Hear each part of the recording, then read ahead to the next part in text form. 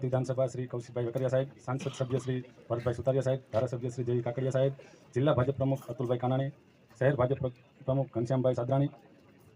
નગરપાલિકા પ્રમુખ શ્રી જ્યોત્સનાબેન રીબડિયા, ઉપપ્રમુખ શ્રી ભાવનાબેન સોનગરા, તમામ ચૂંટાયેલા સભ્યશ્રીઓ, મામલતદાર સાહેબ તેમજ ઉપસ્થિત મહેમાનો અને બગસરા નગરપાલિકાના કર્મચારીઓ તેમજ અહીં પધારેલ સૌ શહેરીજનો, હું આપ સૌનું હાર્દિક સ્વાગત કરું છું અને હર્ષ અને આનંદની લાગણી અનુભવું છું. ગુજરાત સરકાર દ્વારા 2024ના બજેટમાં 2500 કરોડ રૂપિયા આપી અને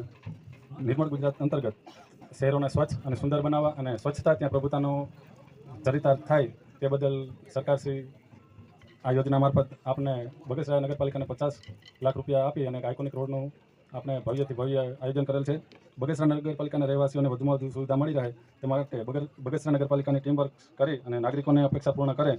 તે માટે હંમેશા કટિબદ્ધ છે. આપ સૌ આ કાર્યક્રમમાં ઉપસ્થિત રહ્યા તે બદલ હર્ષ અને આનંદ વ્યક્ત કરું છું. જય જય ગરવી ગુજરાત, ભારત માતા કી જય.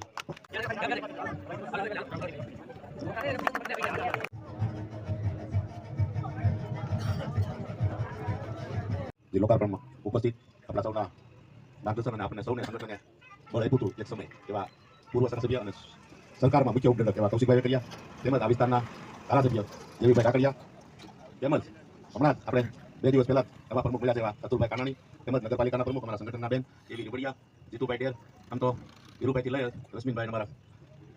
મનોજભાઈ, નામ તો તમે નામ લીધા નહીં, બધા નામને ટેકો. મેં સુરતમાં એક આઇકોનિક રોડ જોયો હતો, પણ એ મહાનગર છે. આપણે નગર છે ખાલી અને મહાનગર છે, પણ આપણી ઘરે દીકરો દીકરી ગમે હોય પણ આપણી લાડકી હોય, એમ આપણે આ નાનો રોડ છે પણ આપણો લાડકી રોડ છે.